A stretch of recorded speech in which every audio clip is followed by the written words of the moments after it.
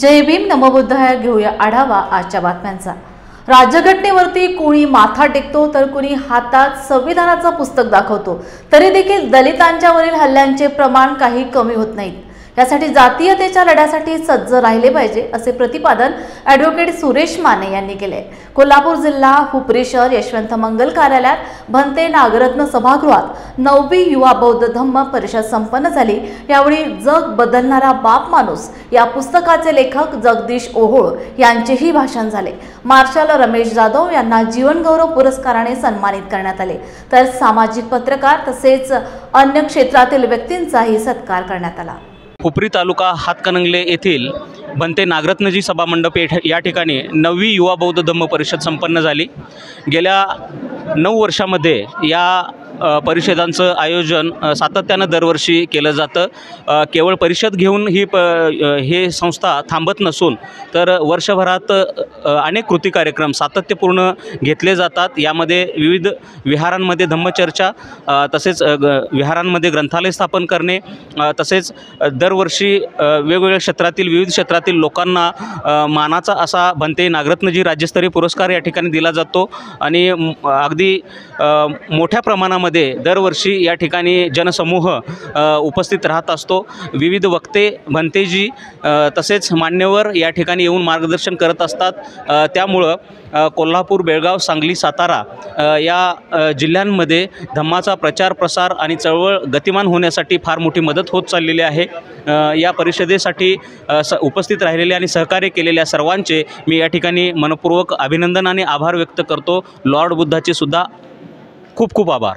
आम्ही आयुष्यभर कार्यरत राहिलो, ज्या कार्यासाठी आम्ही आयुष्यभर झटत राहिलो त्या कार्याचा जर नोंद घेतली जात असेल आणि तीही जर युवा वर्गाकडून घेतली जात असेल तर ते निश्चितच आशादायक चित्र आहे।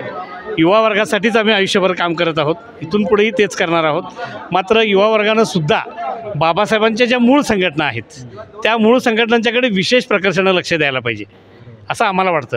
आणि याच एकमेव उद्देशानं समता सैनिक दलाची ही एक राष्ट्रीय बांधणी आम्ही अशा पद्धतीने केलेली आहे। जसं वेगवेगळ्या स्तरावरती वेगवेगळे युनिट्स काम करत होते, या सगळ्या युनिट्सना भारत देशाच्या पातळीवरती एकत्र आणण्याचं काम आम्ही गेल्या डिसेंबर 2023ला केलेलं आहे। आणि सगळे समता सैनिक दल आता भारतामध्ये एक होऊन काम करत आहेत। आणि या सगळ्या कामामध्ये आम्हाला रत्नागिरीची आमची जी टीम आहे, डॉक्टर गुलाबराजे यांच्या नेतृत्वाखालची, संतोष मोहिते यांच्या नेतृत्वाखालची, ते राष्ट्रीय प्रशिक्षक आहेत आणि गुलाबराजे हे आता आमचे राष्ट्रीय महासचिव आहेत। आणि कोल्हापूरचे रमेश रत्नाकर, शशिकांत खांडेकर, सुधाकर रणदिवे, आपलं आकाराम कांबळे, ही सगळी मंडळी घेऊन आम्ही हे काम करत आहोत। आणि आम्हाला या कामामध्ये कोल्हापूर जिल्ह्यातल्या युवा वर्गाकडून फार मोठ्या अपेक्षा आहेत आणि मी त्या दृष्टीनं आता इथं बांधणी करायचा प्रयत्न करणार आहोत। या ठिकाणी हुपरीमध्ये 9वी युवा बौद्ध धम्म परिषद संपन्न होत आहे।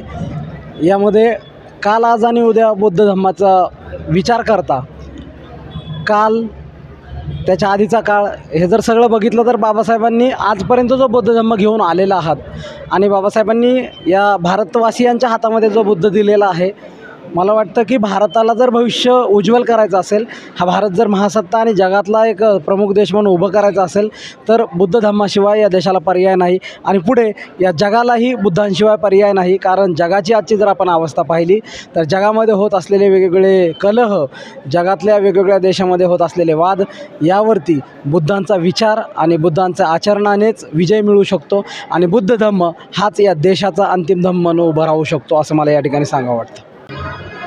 भारत के संविधान के अमृत महोत्सवी साल में देश भर संविधान के बारे में एक खुली बहस शुरू है। सरकार के माध्यम से अमृत महोत्सव के कार्यक्रम निश्चित किए गए हैं। पंतप्रधान, सरकार के मंत्री, राष्ट्रपति सभी संविधान के प्रति अपनी वफादारी बार बार साबित करने में लगे हैं। ये एक तरफ संविधान का जो महिमा मंडन है वो संविधान के 75 साल में हुए इसलिए हो रहा है, लेकिन संविधानकर्ताओं ने और संविधान ने क्या सरकारों को बताया, क्या जिम्मेदारियां दी, लोगों के कल्याणकारी कार्यक्रम करने के लिए सरकारों ने कौन से कदम उठाना चाहिए, इसके बारे में जो संविधान ने दिशा निर्देशक है, चाहे मामला शिक्षा का हो, हेल्थ का हो, राजनीति का हो, किसानों का हो, इनको लेकर सरकारों की जो सक्रियता है जितनी चाहिए थी उतनी नहीं है और संविधान का महिमा मंडन है, तो ये एक तरह का विरोधाभास है और ये विरोधाभास को लोगों ने समझना चाहिए। और सरकार अगर संविधान का महिमा मंडन करती है तो संविधान में जो नीति है उसको लागू करने की नीयत सरकार में बैठे हुए लोगों में पैदा करनी चाहिए। इतना जनमतों का प्रभाव अगर जनता से पैदा होगा तो सरकार को भी मजबूरी से संविधान का कार्यक्रम लागू करना पड़ेगा। इस तरह का एक सामाजिक दबाव इस सरकार के ऊपर ज़रूरी है।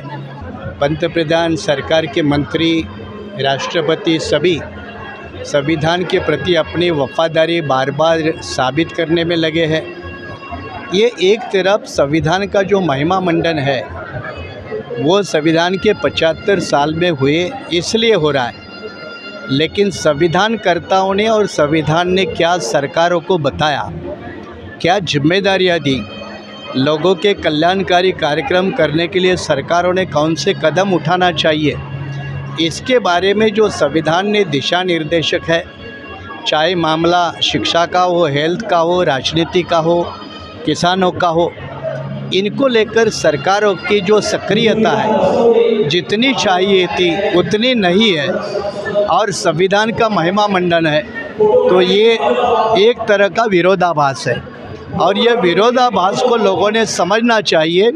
और सरकार अगर संविधान का महिमा मंडन करती है तो संविधान में जो नीति है उसको लागू करने की नीयत सरकार में बैठे हुए लोगों में पैदा करनी चाहिए। इतना जनमतों का प्रभाव अगर जनता से पैदा होगा तो सरकार को भी मजबूरी से संविधान का कार्यक्रम लागू करना पड़ेगा। इस तरह का एक सामाजिक दबाव इस सरकार के ऊपर ज़रूरी है। रोग रेड्याला इंजेक्शन पकायला होईल म्हणून करताना एक शब्द मला बोलावा लागला की तुम्ही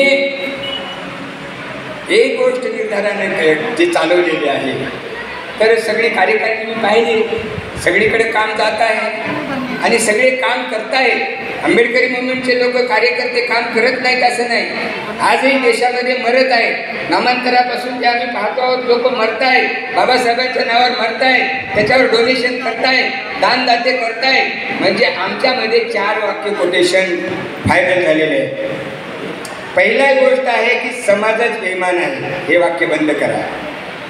शिका संघटित व्हा, संघर्ष करणे बाबासाहेबांच्या आणि कांशीरामजीच्या मुवमेंटमध्ये सुद्धा बरेचसे कोटेशन देण्यात आले। कोटेशनची गरज आहे, पण कोटेशन समाजात कोणते जात आहे, धम्म का बलिष्ठ होत नाही आहे। तर पहिली गोष्ट अशी झालेली आहे की जिकडे तिकडे लोक बोलतात की आपला समाज नालायक आहे, हे वाक्य बंद करा।